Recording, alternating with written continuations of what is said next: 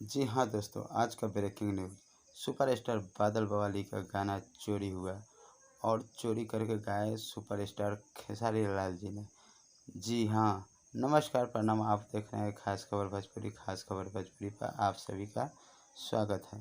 तो आइए हम आपको बता रहे हैं एल्बम का नाम जिन्होंने बादल बवाली जी ने गाए थे, जो कि 8 सितंबर 2020 को गाए थे।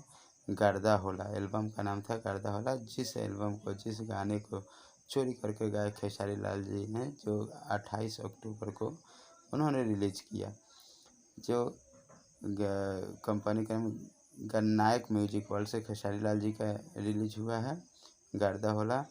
वहीं पे 8 सितंबर को रिलीज हुआ बादल बवाली का सॉन्ग गर्दा होला, जो कि चंद्रभाषा इंटरटेनमेंट से रिलीज हुआ है। आप यूट्यूब पर सर्च मार कर देख सकते हैं। तो ये नई बात नहीं है खेसारी लाल जी के से हर एक समय बार बार ये आरोप लगते आ रहा है खेसारी लाल जी पर कि गाना चुरा कर गाते हैं छोटे सिंगर का। लेकिन हाँ, आपकी छोटे सिंगर का बात नहीं है, अपने ज़माने के सुपर हिट सिंगर, एक से नहीं हज़ारों सुपर हिट गाने जो मनोरंजन कराए हैं, दिए हैं बादल बवाली जी, उनका गाना चोरी हुआ है। क्या बादल बवाली जी कार्रवाई करेंगे इस सॉन्ग पे जो कि खेसारी लाल जी ने चोरी करके गाया है?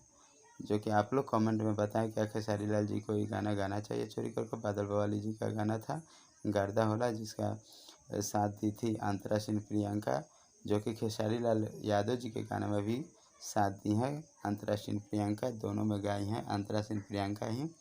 जो कि बादल बवाली का गाना चंद्रभाषा इंटरटेनमेंट से रिलीज़ था 8 सितंबर को। आप लोग यूट्यूब पर सर्च मार कर देख सकते हैं।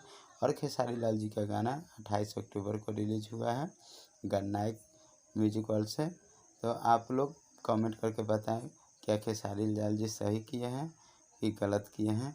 और जो हमारे चैनल पे नए हैं वो हमारे चैनल को सब्सक्राइब करें, लाइक करें, कमेंट करें और शेयर करें।